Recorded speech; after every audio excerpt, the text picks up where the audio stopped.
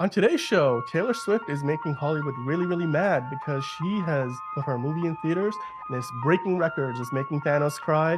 Spider-Man Far From Home. Actually, No Way Home. All of those records, AMC's happy, Cinemark, Regal, all of these movie theaters. They're like, this is fantastic. We're breaking records. We're getting all of this new money that we had no idea we were going to get from a movie we didn't know was going to be in theaters until like a week ago. However, all the other studios are not happy about it. In fact, one significant movie has been moved because of Taylor Swift's new Eras Tour movie. To talk all about that and so much more today, I've got Angelina with me. How are you doing? Good. How are you? I'm doing good. It's late summertime. The weather's still Yeah. good. Just trying to enjoy it while we still have it, the sunlight and all. It's way better on the East Coast than it is on the West Coast. It's been a little gloomy the last 2 days. But I'm headed to New York on Tuesday, so get some of Nice. that sunshine. Yeah, come join us on the East Coast. Yeah. Let's talk about Taylor Swift, shall we? Taylor Swift has basically turned Hollywood upside down. And Mm. amidst the strike, when studios are already trying to figure out how best to weather the storm, let's say, you've got this movie, which comes from a tour that made over $1 billion. I think last check the Eras tour made like $1.4 billion when it came Yeah. to a close, and it pumped even more money into the economy as a whole from like all the money they spent buying hotel rooms and getting to and Yeah. from the stadiums and flying on planes and all that. But now Taylor Swift is like, well, we made a movie out of it. I'm sure if you went to one of the concerts, you saw cameras and they were filming it, and I'm sure they were doing some behind the scenes stuff. Now this movie is coming out in theaters, and Mm. unlike a lot of other tour movies that have come out in the past, this one is big. This one is like bigger than big. It broke the single day record at AMC for pre-sales. I think it was like 26 something million, and that's a number that beats out Spider-Man not Far From Home, Spider-Man No Way Home, which Mm. was like a movie that made like 1.9 billion on its by itself. And it's also broken the records that Avengers Endgame had. So in terms of pre-sales, that's huge. It's So currently expected to crazy. make like $100 million on its opening weekend. That's a comic book movie money. That's Barbie money. That's Yeah. that's like what do you think about this? I mean, and do you think the studios have the right to kind of be pissed off at this? Okay, so this is kind of like a weird. I'm so sort of proud of this woman I've never met because it's incredible. And she also inspires this level of like cult fandom that people are just like diehard Swifties. I have never been a diehard Swiftie. Do I like Taylor Swift music? Yeah, I think most of us will jam to it on the radio. I did not go see her concert, but I was one of like six of my friends that didn't. I mean, so many people went to her concert. It was completely sold out. People dressed up. They did the whole thing. It was an event. It was an event. And it's so sort of interesting to see how I remember the Kanye West drama with Taylor Swift back at the VMAs, like what was that 10, 15 years ago, and to see how she's just progressively become more and more not only a household name but like prolific in her own sense, which is really incredible. I think she's a brilliant businesswoman. I think releasing this movie is kind of incredible. She's now valued at like $765 million earlier this year. So I'm sure after the Eras tour, after all of this good press for everything she's done for the people that has worked for her, I mean, she's just by the end of the year or next year, I wouldn't be surprised if she's worth $1 billion. Like her business moves have been insane and truly incredible. I understand that the studios might be a little sad that they have to like shift their schedule, but maybe they should be really sad about the strikes and like maybe end them. That'd be cool. I don't know. I'm one of these things that I'm like, yeah, I kind of get it. Like in Hollywood, as you were saying, people they release schedules in order to try to make sure they don't step on anybody else's toes, but come on. Come on. The Exorcist, it Right. wasn't gonna make that much money as Taylor Swift's movie. Come on. But It's it gonna is be fine. It's But the day is significant though. weird. Why would she release it on October 13th? It's a Friday too. It's like a little. I think the reason why she's doing it now is probably because the hype is still there. Like, Yeah. as if you think about it from the perspective of the people running this tour, even Taylor Swift herself, she's thinking, oh, there's probably millions of fans out there of my tour who could not get a ticket to go see me live, but they would love to go see me on a big screen in a movie theater. So why not do that? So I think right now they're just capitalizing on the hype surrounding the tour. Yeah. And so it makes sense to put it out at this time. However, like you said, I mean, it is significant. If you're going to make $100 million in opening weekend in the middle of October, it's going to cause issues for a lot of other movies coming out that time of year, because most movies coming out in October are not out there looking to make $100 million in opening weekend. Most movies are thinking 50 million or less. There's a lot of horror movies, there's a lot of indie movies, or just like, action genre films like The Equalizer 3 that we're going to talk about later. So you've seen movie like The New Exorcist, The Exorcist Believer. Jason Blumhouse basically sent out a tweet which was very on point. Like, he knows what he's doing on social media. He's like, look what you made me do. And they had to move The Exorcist Believer a week forward. So instead of coming out the same weekend as Taylor Swift's Eras Tour movie, it's going to come out the week before. Okay, quick sideline. They have renamed Twitter as X. When did that happen? I missed that. That went right you in my definitely head. missed that. When did that happen? This happened like a month ago, I think. At this point, it's been a while. People still can't Angelina really lives under a rock, everybody, apparently. I'm like, when did that happen? I'm reading all these deadline articles and I'm like, what the hell is like, X? why is there an X? Yeah, you really missed the boat on that, because it was like a huge deal on social media for a little while. Also, is it Bloomhouse or Blumhouse? It's These are just Blumhouse. things we need to get out of the way. It's Blumhouse. Yeah, Okay. it's Blumhouse. Well, he's funny, because that tweet was funny. That right? X, do I call it a tweet or do I call it an X? Nobody knows. Nobody knows. If you watch the latest episode of Rolling Underground, they talk about it a little bit. I'm like, Even what they am I can't. supposed to refer to? It's no longer a tweet. It's an X. Yeah, When you X'd it out to the world. I don't know. I don't know if that's. I don't. Did you like see that. my X? Yeah, literally not that my could be ex. very I confusing. want to talk about my ex. Yeah, that could be very confusing. Funny. So yeah, thank you for that weird sideline. He's a funny dude. I do appreciate the humor and the sort of levity he gave this situation, like making it a joke. Yeah. I do feel like that had to have been a huge decision, but I'm happy they didn't delay it. I'm happy they moved it up, because I feel like that gives them like a clear weekend. Exactly. Before, and that's probably why they did it, because I think the smarter move might have logistically, if you think about it, have been putting it closer to Halloween, so people who are feeling in a spoopy mood like go see it. But that's the only clear weekend they're going to get at the box office. I mean, like, if you think about it, if that movie makes, like, right now they're adding more showtimes at theaters to cover for the demand. It's unprecedented demand if you listen to what AMC is saying. And they're just one of the distributors, right? Like, AMC is one, you got Regal, Cinemark, all of these other big chains. So if it makes $100 million in opening weekend, this might be. I'm sorry, Dan. I think I actually was reading only AMC has access to it right now. No, I think there are other ones too. I've been getting emails from Cinemark, from okay. it's. So I mean, and why would they isn't not honoring any of the AMC stubs or anything? No, you can't. If you have A-list, crazy. It's so exclusive. If you've got A-list, you can't use that to go see it, which is like quite. So they must have some special engagement, because when you have an A-list ticket, basically they charge the theater counts it as like a $7 ticket. Whereas if you go to see it in Adobe Cinema or like some special premium format, like usually you would pay like $15, $20 for that ticket. But if you use your A-list, they only count it as a $7 unless ticket. You live in LA, where it is $25. Right. But even then, like, you can see like the cost savings are huge for the consumer, but on the side of the theater, there's a different calculation that happens on the back end in terms of how they count it towards the box office for the movie and how much the cut goes to AMC or whichever, like Cinemark has their own program. All of these different, theaters do that. Yeah. So they must have the situation where, because of how quickly they've turned this around with Taylor Swift's movie, they probably didn't get to do all of those, detailed negotiations, or there must be some reason why you can't use A-list, because otherwise it just wouldn't make sense financially for AMC. Plus, also they probably looked at, all those people who couldn't get their tickets on Ticketmaster will now get the tickets to go see it in a theater. they need to pay full price so that we can really like make bang for our buck.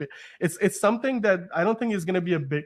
I'm excited to see how much this movie does, because if it starts 100 million, it stays in theaters. How big of a tour that was, 1.4 billion, and then even more billions into the economy over the course of the summer. Could this become like a top 10 highest grossing movie of the year? It's certainly going to beat out some of those DC movies that have been underperforming, which is very unfortunate if you're a DC fan, seeing something like a Taylor Swift concert movie that it's not even technically a movie. It's just, but it's also like in your traditional, as a woman, if Taylor Swift and the Barbie movie single-handedly help reinvigorate the US economy and might help us stay out of a deep, terrible recession, I will be screaming for joy from the streets, because that is a big move for women. So it's like a situation in which, like, I'm really proud of this woman. She's making moves. She's doing great stuff. Yeah. She's been super brilliant. She's been fearless in the way she handles her business. I sort of get like the studios being upset, but you know what?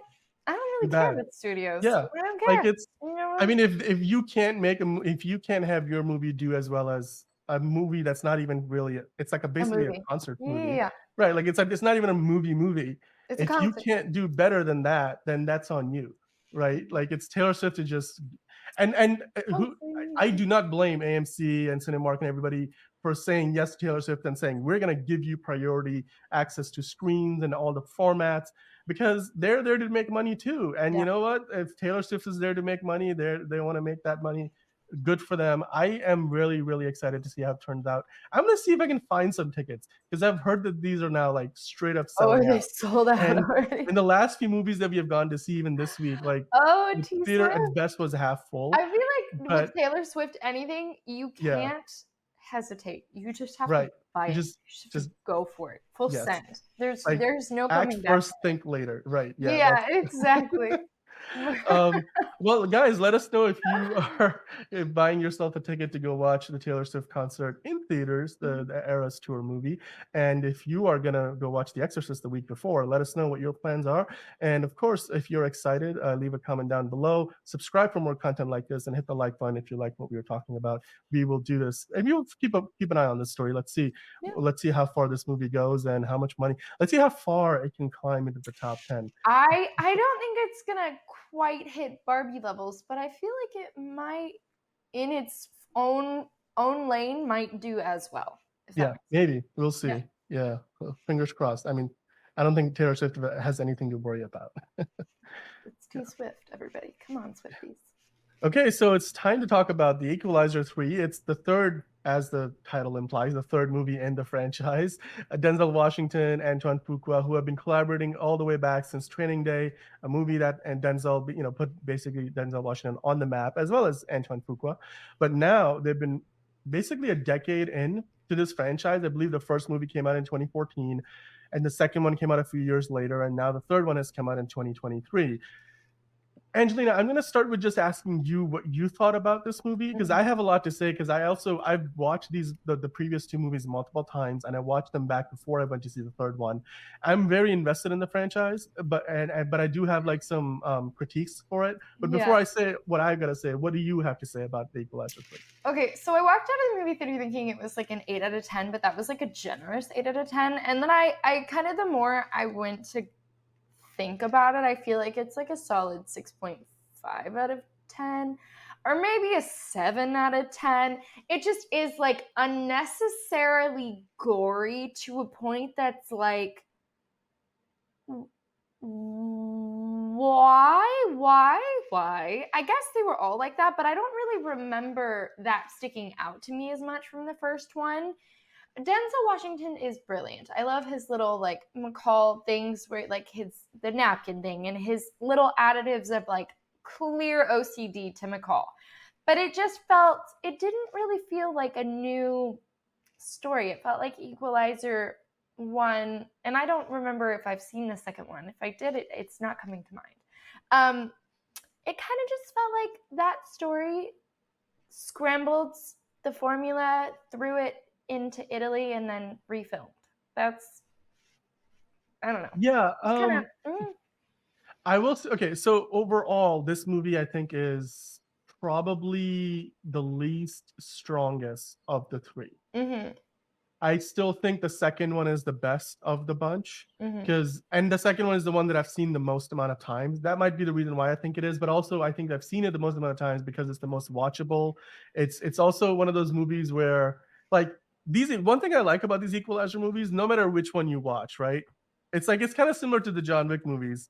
It's they just have this sense of conviction to the main character that just lends itself to like some person around them or them talking to some other person just putting out some wisdom about life, some life's lessons, or like Yeah. I'm just like, so I do like watching these movies for like just those kind of nice reminders of there's this in this movie there's a sequence like that where spoiler alert if you haven't seen it, but we're gonna mention some spoilers when Robert McCall, then Denzel Washington's character, shows up in this quaint Italian town, injured from a gunshot to the back, and he's basically operated on by this doctor who's kind of says, "Oh, we're gonna pretend that he just fell, and so we don't have to worry about the mafia showing up at our door Mhm. looking for this guy." But then while he's recovering, this doctor asks him, have I saved a good man or a bad man? And Robert McCall says, I don't know. And later on, they kind of have a follow-up conversation later in the movie where Robert McCall asks this doctor, what did you think about me when you asked me that question? And what did I say? He was like, well, you are a good man because a bad man would never say I don't know, as answering to the question of if I'm Mhm. a good man or a bad man. And that's something that stuck in my mind is like that if there's one of those life lessons about how you look at yourself and your self actualization, all that stuff. The second movie had a lot of that stuff. The second movie actually has a really good subplot where Denzel Washington's character takes in this young black youth who's sort of on the way to getting into a gang and then potentially getting killed as part of like some an inter-gang war or something, and he pulls him out of that situation, puts him to work, and the kid loves to paint, so he says I'll he doesn't preach his way to getting that kid to do on the right path, but he sort of like nudges him along. And if you I'm probably doing a bad job describing exactly how it happens, I but if you just watch feel the like second movie, it's very well put together. This movie doesn't really have anything like that though. yeah, I'm like No. that doesn't necessarily feel like sage life advice to me. It feels like they took, sort of like a story and a sort of cliche notion of like a good man would say that and just respun it and made it their own. It just Yeah. felt a little, No, really, yeah, okay. there's definitely this movie much like, okay, so there's a lot of similarities between, not maybe on the surface, because on the surface the John Wick movies look very different, Hmm. but I mentioned in my out of theater review I would love to see a John Wick and Robin McCall crossover film. I realize one of them is done by Lionsgate, the other by Sony, so it would be like a very difficult thing for them Yeah, to collaborate on, but I'm sure they can figure it out. Sony's already got something like that with Spider-Man and Marvel, so maybe they've got but the John Wick stuff is down. dead. Come on, Dan. Is he though? Because like there's a fifth one We coming, don't know. None of us and know. the director said Keanu Reeves might be back. So who knows? I mean, if they're doing a fifth John Wick, you can't do a John Wick movie where John Wick is dead Yeah. unless it's a prequel. Which, in Wasn't either that case, already in the yeah. plans? Weren't they doing a prequel? Well, the prequel they're doing is the show on Peacock, which doesn't focus on John Wick directly. It's on the Continental, the hotel in New York. But anyway, what I was basically saying is the John Wick movies and these Equalizer movies, they're taking those action genre formulas that we have, going back to like the movies like Rambo and first, whether it's First Blood, or whether you're talking about any other Arnold Schwarzenegger movie from the 80s and 90s, the Terminator movies, just jaded main hero who's past his prime, he's done his bit, but now he's kind of pulled back into action, and he just can't, he's the righteous man who's got to do the right thing. And so and throughout these movies they have this commonality, but the difference between the John Wick movies and the Equalizer movies up until the third one was that the John Wick movies have always been highly stylized, and Hmm. that's their selling point. They're giving you something uniquely different from what you're used to getting in that genre, and they really lean into that as much as possible. The Equalizer 1 and 2, both of those felt much more grounded and like more in the real world because they Hmm. weren't really shot with all these neon colors and lights and all this over the top gun fu action choreography. It was very much like if you took the Jason Bourne movies and instead of shooting them the way they did with like all that shaky cam, they just did it with traditional cinema coverage. And that's what it felt like, the fighting style of Robert McCall, as well as the fact that half the time he kills people, he doesn't do it with a gun. He does it with everything but a gun. But in this third movie, I think they turned up the stylization. They went to this really exotic Italian, location, which was fantastic to see. But ultimately, I do feel like the story was much more bare bones in the first two films. It also felt like the movie probably needed an extra 10 or 12 minutes for the drama and the tension to kind of marinate a bit more. Yeah. Because I felt like we went from point A to point B really quickly in this movie. And it almost felt like, if you picked up a new video game and then you played the whole video game in 2 hours, you were like, well, that was easy. Was that really fun though? It just 2 hours went by, but did I really have fun? You much rather spend like 4 or 5 hours playing through a game and I also have some struggles, like I also feel like Dakota Fanning's character was kind of not needed, or I needed more to be invested in her. Like when she almost yes. got blown up, I was like, okay. Then she basically was out of commission the rest of the movie. I Yeah, mean, she I didn't was really just like, do I a whole needed lot. like I more there. I needed more I with that. I have no idea about the behind the scenes of this movie, but I get the feeling, having watched this film, they might have had more in mind for Yeah. Dakota Fanning's character in terms of just how she figured into the plot. I just feel like there's a few pieces missing. Yeah. Like it's I the feel the shortest same movie way in the about franchise, but the older brother too, like the ultimate like antagonist of this movie. It just felt like I think he was his just death there to be felt there. so drawn out and so awful, but I didn't get that, like I didn't hate him enough. There was parts missing. You're very correct. It feels like there had to have been scenes that were either written and edited out, or in filming they cut them out. I don't know what it was. There was something that this movie was missing, and ultimately it led to me having less conviction towards any character. It was just kind of, it started and then it ended. Like I didn't really It's feel any. yeah. Like think about it this way, right? Okay, so the last two Equalizer movies have a similar pattern Yeah. where when the time comes for the big third act finale, it feels like Robert McCall has always got the upper hand and he's never wavers and he wins fairly easily. But in the previous two movies, it felt like they built up to that finale a bit more. And one, they had that huge face-off sequence, which in this movie is in the town square, where they're like, "We're coming back to kill you later, if not here, somewhere else." And he's like, "You're welcome to. Please come back and come back soon." Like he doesn't cower back from the bad guys ever. But then I'm like, this is only an hour 49 minutes, and I looked at my clock. I'm like, there's not much time left in this movie. Yeah. Are we just gonna get to it straight away? Are we gonna skip ahead a day? No, it's just that same night. He just goes there and wipes out everybody. Yeah. And he does it in a way where there's almost no resistance. Like nobody really he doesn't take a lot of collateral damage to himself either. He doesn't get shot. He gets shot at the beginning of the movie. Okay. So that's like Skyfall, Yeah, but like, it's also but just like so. it just felt too easy. Yeah.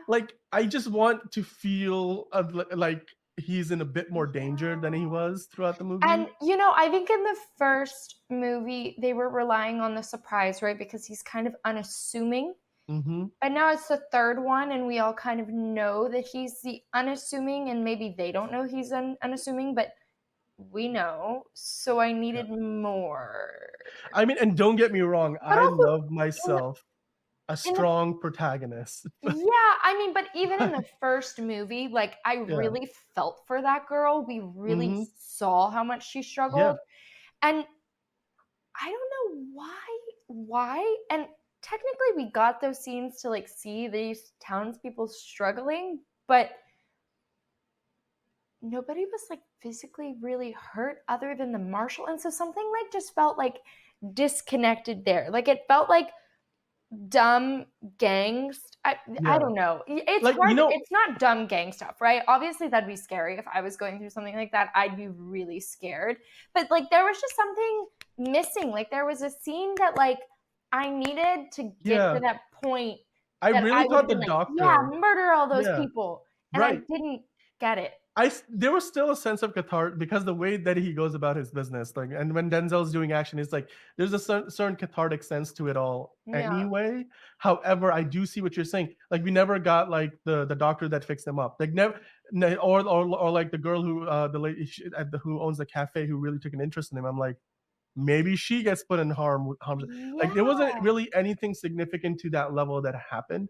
And like you said, I don't think really any significant townsfolk got injured or died beyond just the Obviously, I police really felt officer. when, like, okay, spoiler alert, they throw that, like, old man out the window, but we had no connection to him at all. Right. We That was just a literally just, general human, like, that was just like, meant to establish him as, like, he is a bad guy, and we yeah, got that, but so I needed more, it more. just felt like Interesting. it was in this movie, they did the bare minimum to set Yeah, up everything, and then they just moved on, and I yeah. just felt like that was I don't know where Was it, it you think came it's just a from. time thing, like, just trying to keep it under 2 It could be a hours? budget, it could be a time, there could be a lot that they left on the floor, they might have done more that we didn't find out, but what I Interesting. ended up walking away with is, this is still a fun time at the movie. You go Yeah, watch this for 2 hours. I will say the pacing is a little uneven because you really don't get to see, I mean, they start building up the mafia in the first half of the movie, but that whole time, Robert McCall is just recovering from this injury, mhm, enjoying the town, and it's not until literally halfway through the movie that they have a direct confrontation with him and the younger brother. And then, later on, he kills the younger brother and his entire posse, and then it just kind of escalates real fast, yeah. and then the movie's over before you know it. So I do feel like the pacing was a little off. It's still a fun time at the movies if you like these kind of movies. If you enjoyed the first two, I think you will have a good time at the third one. I just also felt like this movie, given how quickly we and the bare minimum we did and how it ends, are they setting this up for the sequel? Because at one point at the beginning of this movie, I felt like, and the way they were marketing it, it felt like the finale of the trilogy, and No, by this the end of the movie, movie I I felt like, definitely feel they set it up. They let you know on the very last end of the movie that the older brother that he killed was the head of the Kimura families, and I feel like and there they was, left that nugget to leave it yeah, open so that the Kimura there's comes for him. other families under him Yeah, that might and they also, don't yeah, really they don't signify that until, like, what, the last 5 right, minutes of the movie, if that. yeah. Yeah, Also, the fact that Dakota Fanning's character, they tie it into, she's the yeah, daughter of Bill Pullman, and forget the other actress's name. The two people who really were like his rock in the first couple of movies. yeah, Which, if you haven't seen the second one, there's a reason why they're not in the third movie. Just letting you know. okay. But her being their daughter, so I think it was a nice I was tie-in. missing the personal connection there for sure, so But if you look, I need to go see the second movie. yeah, Yeah, but there was like this one callback where he's like having this flashback and he sees the woman from the first, who was like who basically helped him get out of the whole world of the CIA. Um, I think you might, it happens quick, it so was in the you might first skip movie, right? over it. I do Mm-hmm. vaguely remember it, Mm-hmm. yes, okay. And yeah, so they do tie it back, but ultimately I think they're just setting it up. So okay, so now this Dakota Fanning character is going to be like his inside person Mm, at the CIA to help him with all this stuff.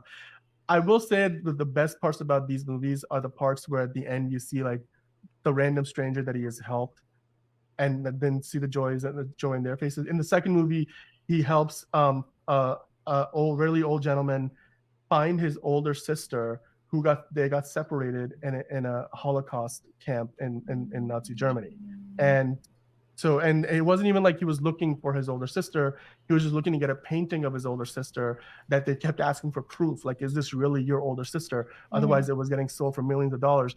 And not only did he help him like get that painting, but apparently his older sister was still alive. And so this 70, 80-year-old man finds his older sister. Then they've been separated since World War II.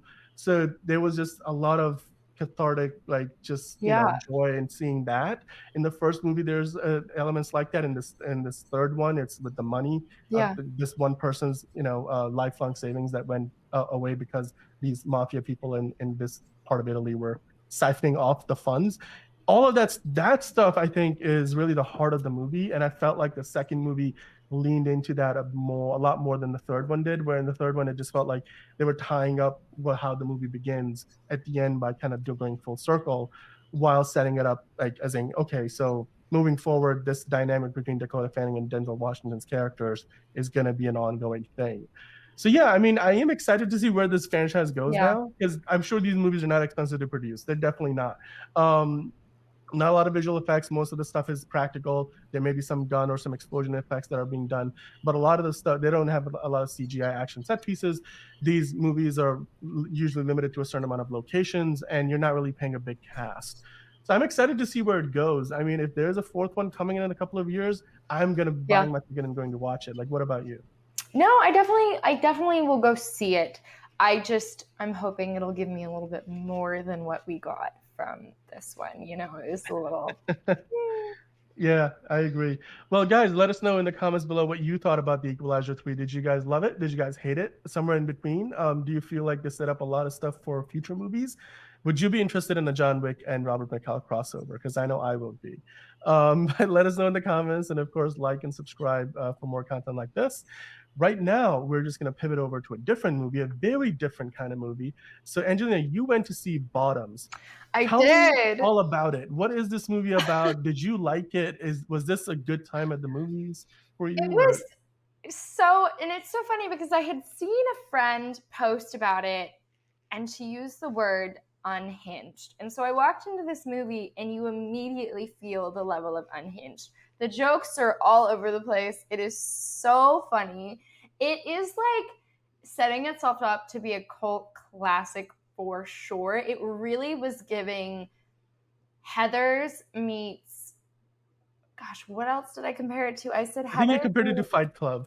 Fight Club, like gay Yeah, Fight Club and Heathers. yeah. 1000%. It is so funny. It is so great, and it is so clearly like a really proud LGBTQ movie, which I love. Like, I think that's so incredible. And the jokes are just, the jokes are for everybody, but the jokes are so funny and the humor is great. The actors are, I would feel like if you saw them in any other movie, you might like underrate them, but they were brilliantly, like, just very, very funny. The storyline is funny. It is hokey in a really like culty way. It really is like a proper mix. Like, I would literally say this is like gay Fight Club and Heathers. 1000%. It is a good So time if you just need a good laugh. Like, it is so crazy. It's so insane. People are just like punching each other in the face. You see some weird action that you're like, oh my god. And then you see a whole bunch of women beat up a whole football team, which is hilarious. I would not have seen that coming. I mean, Yeah, no. definitely that's. I didn't think that was part of this. Wasn't Marshawn Lynch also in this movie, like the former Seattle Seahawks running back? Yeah, I saw him in the poster. Oh, yeah, he's actually the teacher. He's Oh, hilarious really? and awful. He's a terrible teacher, but he's very funny.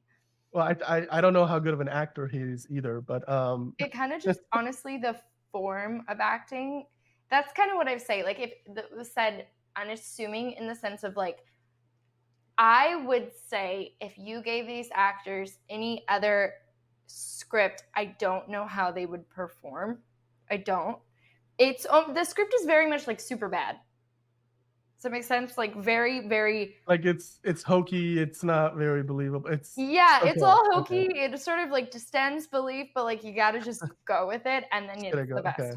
Yeah. gotcha. Okay, it's so totally different kind of movie. Probably what like it's you're telling me it's sort of like that Benchwarmers movie Oh that yeah, yeah, yeah. it's just Definitely the same kind good of dumb fun. But yeah, yeah, okay. I dumb. mean, you're definitely making me excited to go check it out Well, it was also because so funny too because I did a double feature. I saw Equalizer 3, and then I immediately walked into Bottoms, and I was just like, wow, this is like two opposite sides of the cinematic universe. right, This is was it like a so good funny.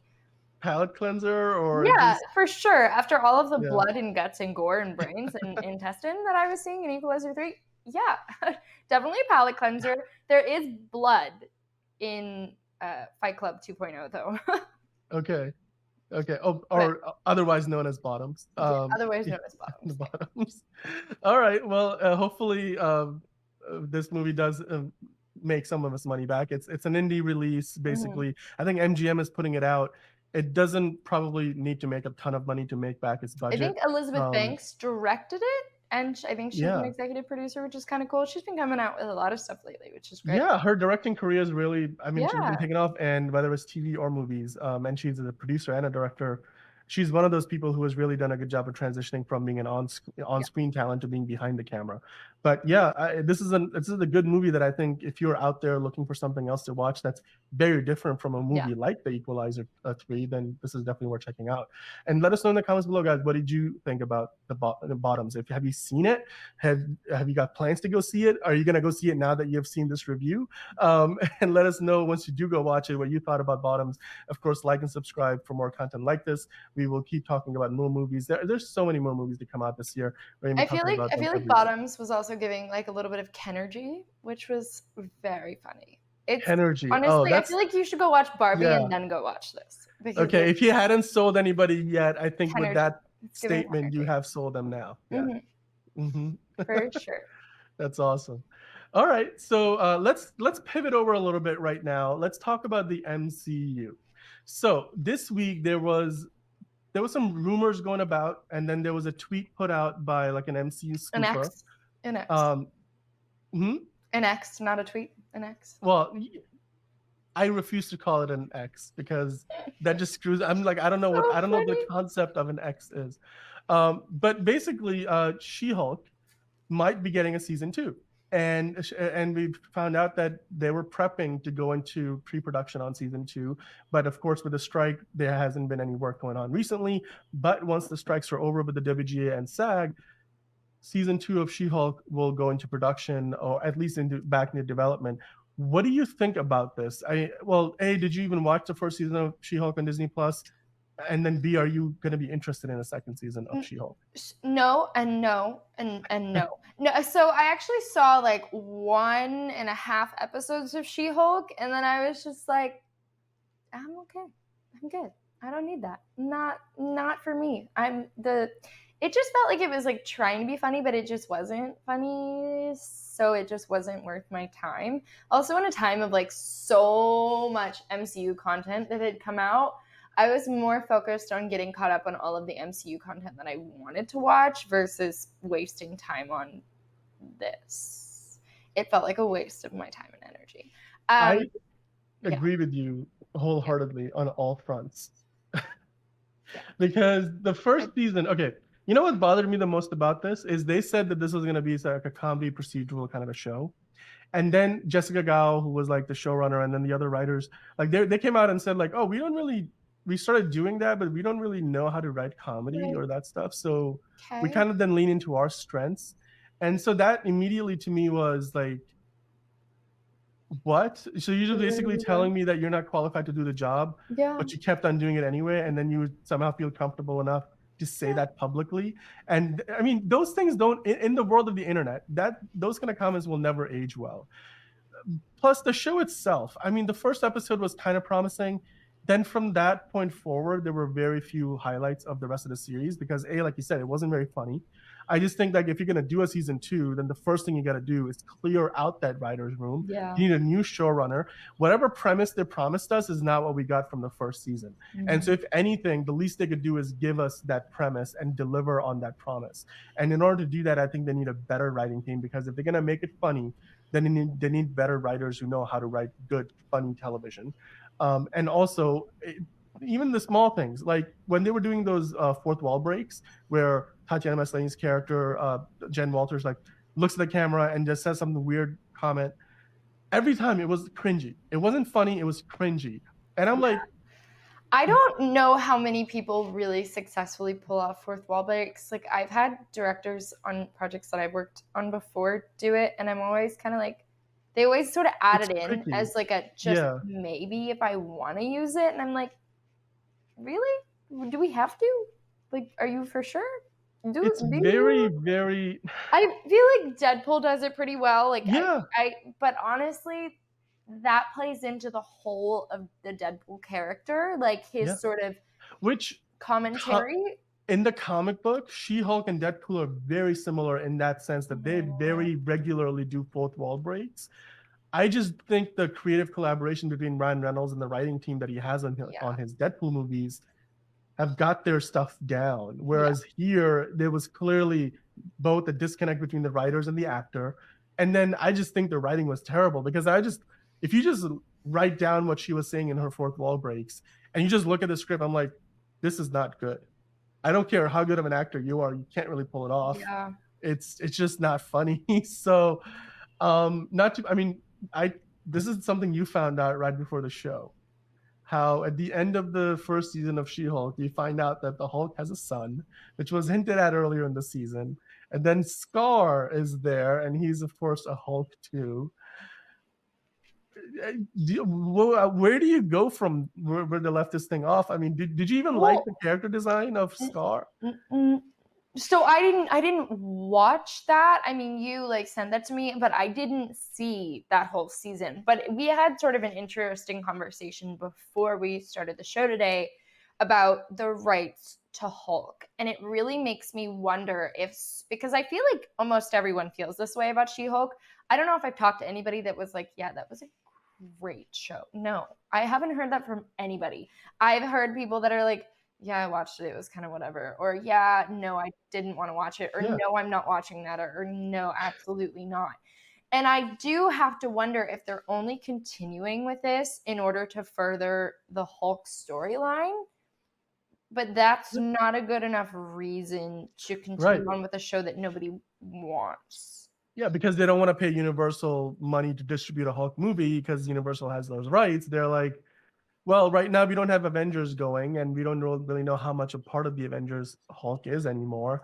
So maybe one way to put him on screen more is for him to show up in the. But why is he not a part of the Avengers anymore?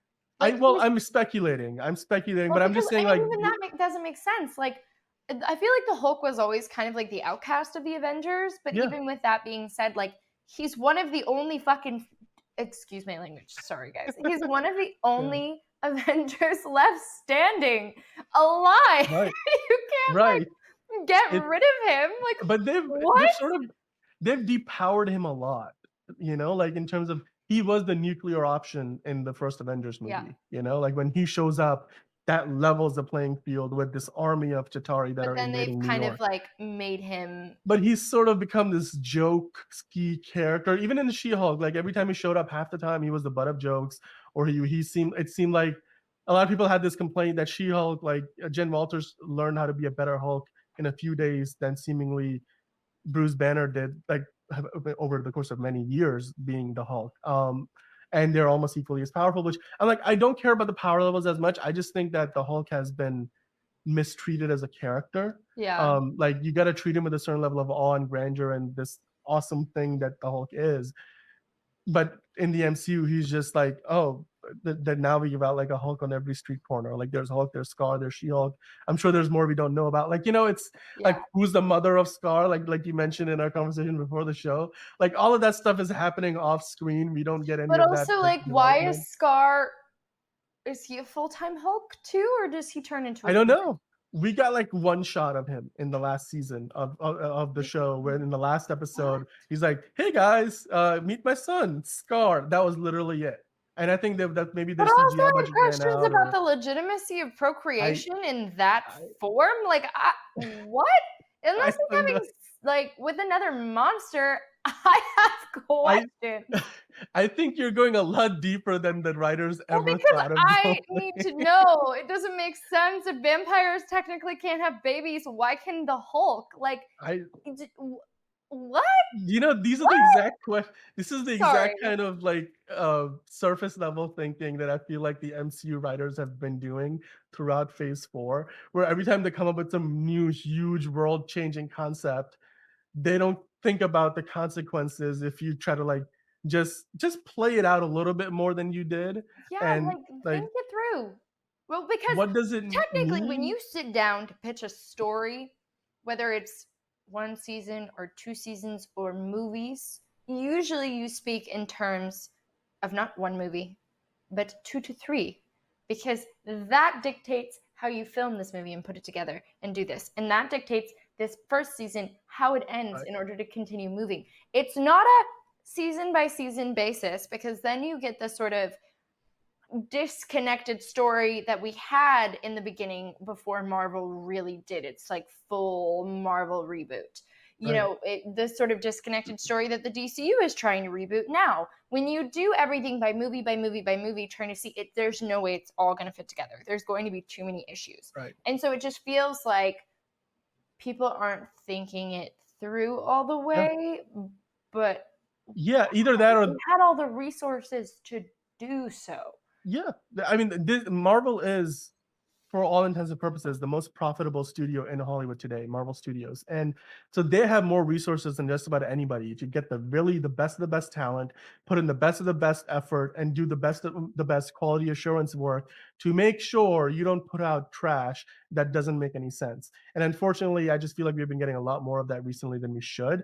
And She-Hulk was probably one of the biggest examples of that, where it started off with a lot of promise, but it went downhill so quickly. And not to mention, I mean, the fact that we were talking so much about the Hulk and Scar and not She-Hulk, the character whose show it was, I think the second season, if they're going to do it, they need to get rid of all of the cameos, or certainly reduce the sheer number of cameos. There was a Matt Murdock Daredevil cameo that lasted like an episode and a half that we haven't even talked about. That was like a big part of like that show, which it just like, I was like, what?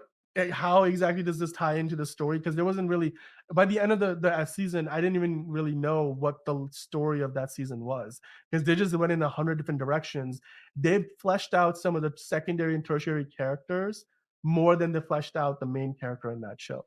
So I think they need to get rid of a lot of those useless subplots and a lot of the wasteful cameos and really focus on Jen Walters herself. And that's what they need to do. I'm like, Jen Walters, for why?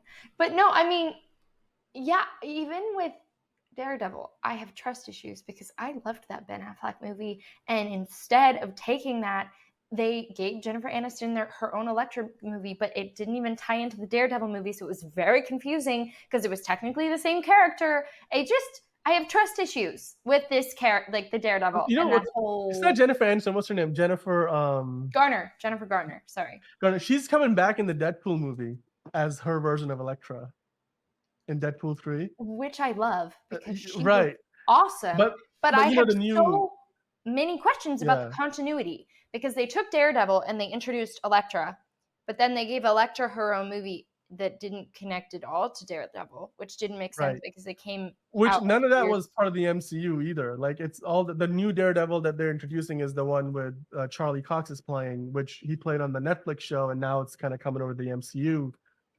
But I just think, like, right now, a lot of people don't even trust them to get that right because of their recent track record over at the MCU.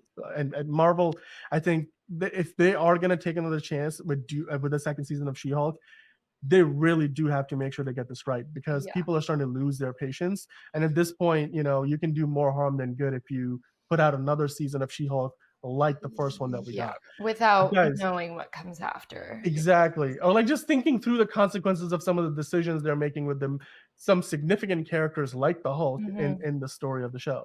So yeah, guys, let us know in the comments below. What do you think? Is this something that you want to see? You want to see a second season of She-Hulk, or do you just want to be like, we had one season, we had our fill, we're done with it, no more? Let us know in the comments below, and of course hit the like button if you like what we're talking about, and subscribe for more content like this. We will be, I'm sure, discussing all the MCU news and updates in the weeks and months to come. All right, so let's switch focus, as we usually do, to the other side of the comic book multiverse. Let's talk about the DCU. So recently there's been a lot of debate going on. In fact, on our channel, the last DCU Daily episode really generated a lot of conversation around, is Warner Brothers trying to restore Zack Snyder's vision, because they were releasing his trilogy of movies with his truest visions, like whether it's the Ultimate Edition of Batman vs. Superman, Man of Steel as it was shot originally, and then also adding in Zack Snyder's Justice League rather than the Justice League that was released theatrically, which, by the way, I just have the theatrical version playing on my television right next to me right now. On mute, because I don't care to listen to it.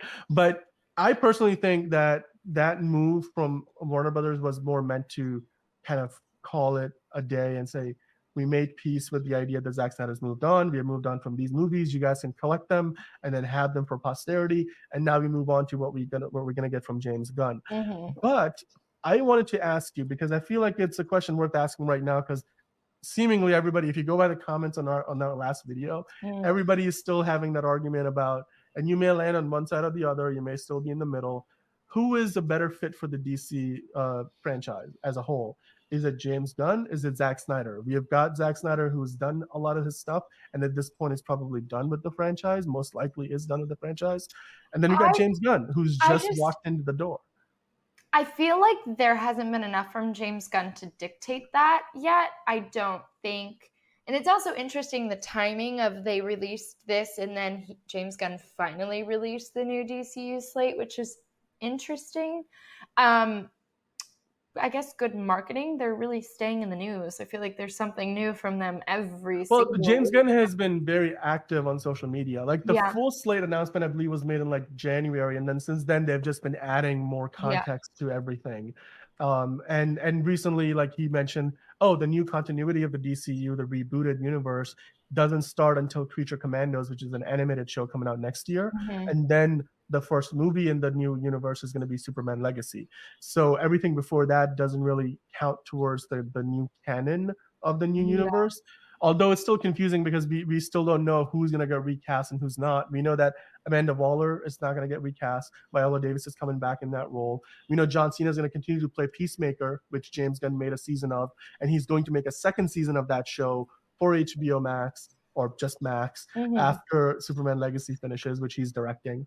And then we've got other characters from the Suicide Squad, like the character that his brother Sean Gunn played, Weasel, which he's going to be in the Future Commando show. So we've got a lot of crossover. Like we Mhm. still, for as far as we can tell, Gal Gadot seems to think she's still going to be Wonder Woman. Mhm. So looks like that might be happening. I mean, we don't know if Aquaman's going to continue to be played by Jason Momoa. Ezra Miller, there's still question marks. Is he or is he not going to move on as the Flash? You Yeah. know, the only two confirmations that we have is that Ben Affleck and Henry Cavill will not be playing Batman and Superman Yeah. anymore.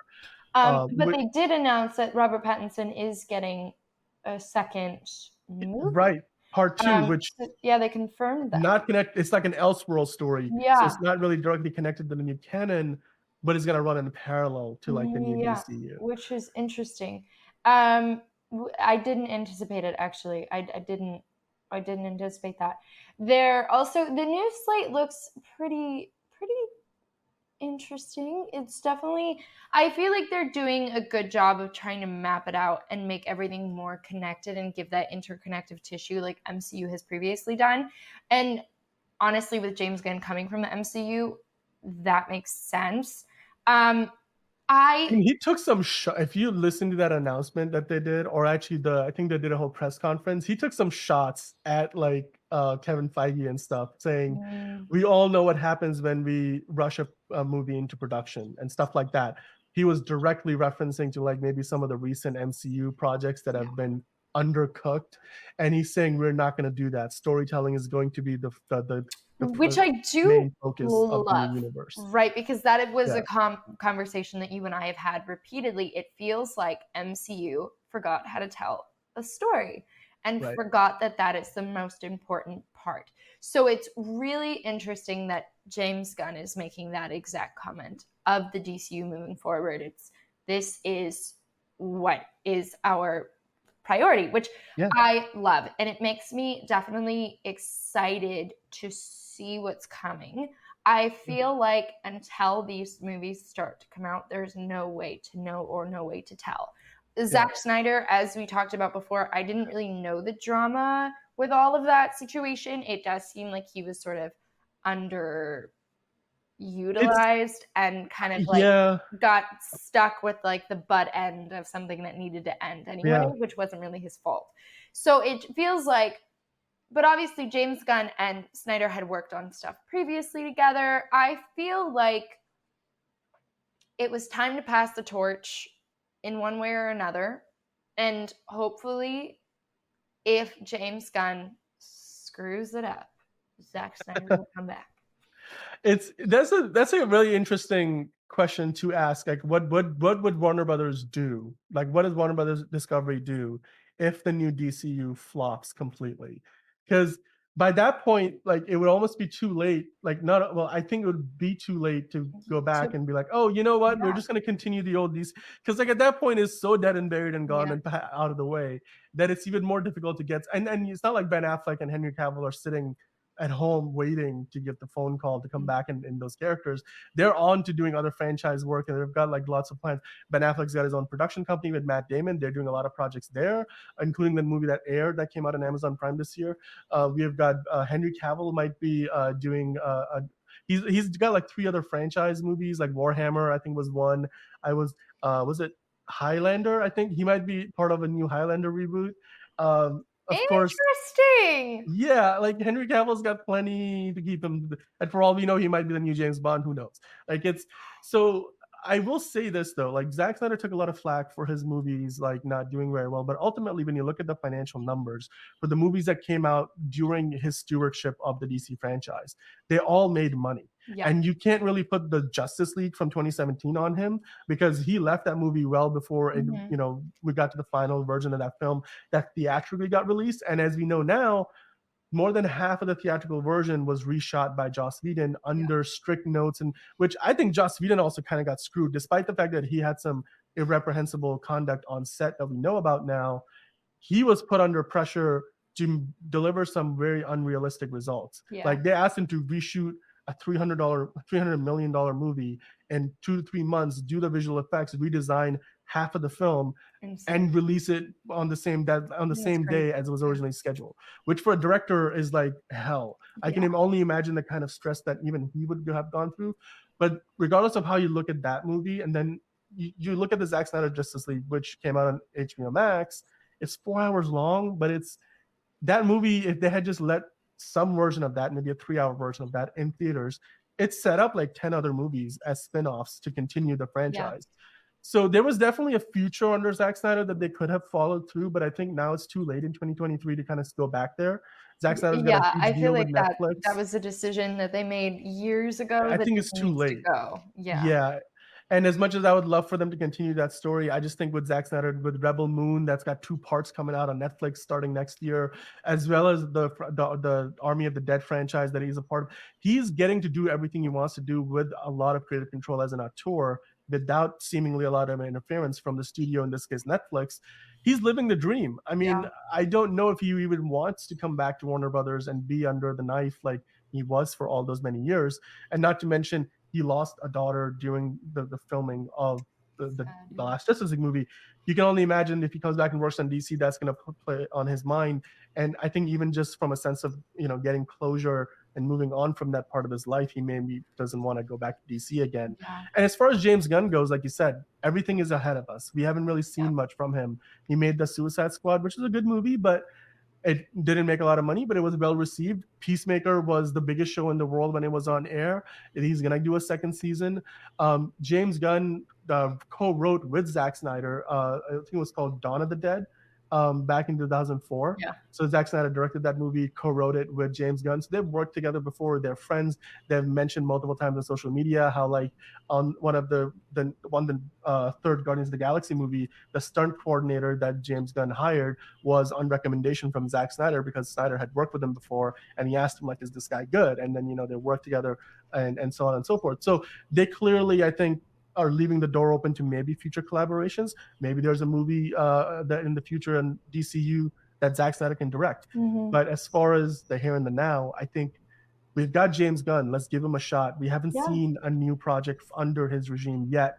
Everything that's still coming out in theaters is a legacy project from Walter Hamada's time in charge of DC, which, for the better or for the worse, like, if you like the movies, you like them. If you don't like them, you don't like them.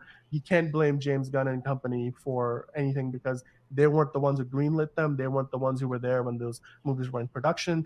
They've only just got here, and all they're trying to do is basically probably one of the most difficult jobs in Hollywood right now, outside of Yeah. Clear the negotiating the slate without WGA and clearing SAG the slate. strikes. It's Like the difficult. transition between the Yeah. previous universe, the next one, even the MCU, if they ever reboot, would have a hard Yeah. time transitioning from one to the It's next. like So yeah, judging what they're gonna keep and what they're gonna get rid of. It's not yeah, an easy task, and I feel like James Gunn has his work cut out for him, so anything, right now I can appreciate that he's taking his time to Yeah. try to figure that out. And so, I'm excited to see what he does with it. The DCU definitely needed something. I mean, yeah, maybe it's not as. It is sort of interesting seeing that article about how Zack Snyder, his universe was way more profitable than people made it out to be.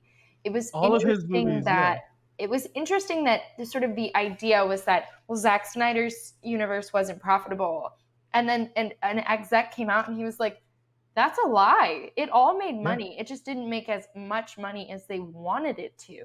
So absolutely. in the end, it's like if it fails, that's because Warner Brothers was a little greedy.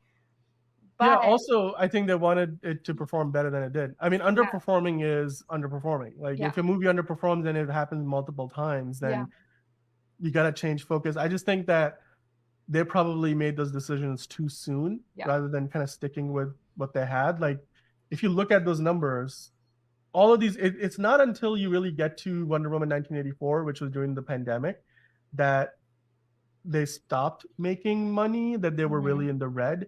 Every other movie until then, even Birds of Prey, like was profitable. Like they all those movies were in the black. It wasn't until Wonder Woman 1984, and since then every movie in the DC EU has lost money. Even Black Adam could it depending on who you ask, it may have broken even, but I doubt it considering the Yeah, budget that it had and then the marketing spend that they had on that movie.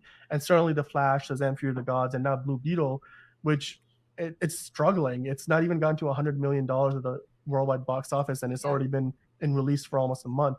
So yeah, look, it's a tough transition period in the world of social media. We're creatures of the here and the now, but I do believe that if we can be a little patient, let's enjoy the Joker Folie d'Or next year. Let's enjoy Batman Part 2 in 2025. Let's watch Superman Legacy and let's give it a fair shot to succeed. And if you like it, great. If you don't, I mean, I'm sure if Warner Brothers Discovery looks at the new DCU and sees it failing, they will do something about it. They yeah, won't just say, "Oh yeah, let's keep it going. Let's keep bleeding money." Hollywood is all about making money. Nobody is going to let this thing keep sliding downhill. So hopefully James Gunn can be that person who can, bring DC back into its golden age, kind of like what we had under Christopher Nolan or like the yeah. 89 Batman with Michael Keaton, like the days when DC movies used to be the talk of the town. But yeah, let us know in the comments below, guys. What do you guys think? Is James Gunn going to have the success that we hope that he does with the new DCU, or is there a path back for Zack Snyder? Maybe there is a path that is not mutually exclusive, where maybe James Gunn and Zack Snyder can both be a part of DC's future. Let us know in the comments below what you guys think. And of course, like and subscribe with DC Daily. We are back daily talking about more and more DC content, all the new latest news and updates, previews, reviews. We got Aquaman 2 coming out later this year. So we'll be back for more content talking about all of that and so much more. But before we finish the show, let's kind of talk about what's coming out next week. We've got 2 movies on the deck. Are you excited about my big? Let me start that again. Are you excited? It's a really long title. Are you excited about My Big Fat Greek Wedding 3? Is that something you're looking forward to seeing? I didn't. I didn't even see the second one. I'm like, what? When did the I don't second think one I've come out? seen any I since the was like, first one. when did that come out? I don't know. I feel like that was one of those like 90s rom-com one-offs that should have ended, but they keep going. But like, I don't know. I Is don't. Meryl Streep even a part of the new one? Was Meryl Streep in any of them? She was in the first one. I'm pretty sure she was in the first one. What? As Yeah. who? I don't remember the character's name, but I'm pretty sure she was in the first My Big Fat Greek Wedding. So, I mean, but like this is Hold a on. movie that I We're feel like looking it at up. some point was meant for like a direct to streaming, and then they decided, well, it's not going to make any money there, so we might as well put it out in theaters, and hopefully we'll have an audience. I think it's good counter programming to the other movies that are going to be out there. But yeah, it's a franchise that refuses to go away in many ways. Yeah, in many Um, ways. But And it is a movie that so it has an has a audience. 6.6 out of 10, the original. Yeah, you're definitely confusing it. Meryl Streep is not in this movie. She's not in this? Am I really thinking No. about the wrong movie? Yeah, I think you're thinking about Mamma Mia. Oh, you might be right. Yeah, Oh, which is wow. Like, look hilarious. at how easily I crossed those wires. I was like, yeah. But I'm not the target audience of this movie. So in fairness, like I'm probably, if I I make that mistake, that's think okay. I'm not even the target movie for this audience. I think it's like my mom. I should ask my mom if she's gonna go see it. She might be excited about it. I don't Yeah. know. Well, you can go do that and then let me know. Yeah. Maybe it could be experience where we can I get could her like review phone on a the friend. phone. Hey mom, Yeah. are you excited about my big fat Greek wedding 3? She's gonna be like, what? There's Yeah. a So third I don't know. movie? Like I what? feel like when it comes on Yeah. TV, I'll watch it for like a laugh, I guess, because the first one was like kind of like ha ha funny. I don't know if I don't know. This is kind of one of those things. Yeah. Like, I feel like there has to be some sort of fandom for this movie, or they wouldn't have put money into making. Yeah, but I just don't know who those people are. I don't think there's a big budget behind this. It probably Yeah. doesn't need to make a ton of money to be successful, but even So then, I if don't know you how much money guys it's are gonna make. excited about seeing this movie, let us know because we're confused as to who this movie's target audience is. I thought Meryl Streep was in this franchise. I mean, that tells you how much I know about this. Um, but the other movie that we got coming out next week, The Nun 2. Mm-hmm. The first Nun movie that I watched, it was hot garbage. Like, completely honest with you, because it was Garbage. Wow. slowly paced. It just felt like it was a chore to watch the movie. And then when you get to the parts where you see the nun actually like haunting the main characters, which I think is Tessa Farmiga is the main lead in Mm-hmm. this, and she does a good job with her role. But as far as the rest of the movie goes, especially the nun Was effects. she I in know the there's first an movie actor too? behind the scary nun, but some of the jump scares were like not very scary, and Mm. some of the effects I was just like sitting there just like commenting on it, like, oh really, is that supposed to be scary? Oh yeah, look, she's got her choked up in the air, like, oh that's okay, cool. Oh, she's drowning, or yes, not seen that before. Like it wasn't anything new or revolutionary. and Mm. and I will say though that the trailer for the Nun 2 has looked a lot better. Like at Mm. least there's some visually creative stuff they're doing, like when she's like at the magazine stand, newspaper stand, and all the pages Mm-hmm. start flipping, and it kind of forms a collage of the nun's face, and I'm like, okay, cool.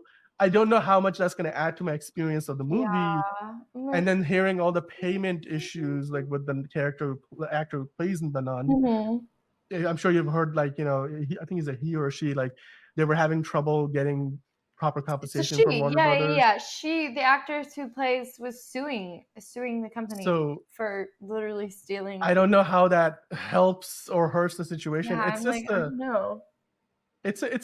it's a movie that, let's just say, I'll give it a shot. If I had to pick, I would probably go see My Big Fat Greek Wedding 3.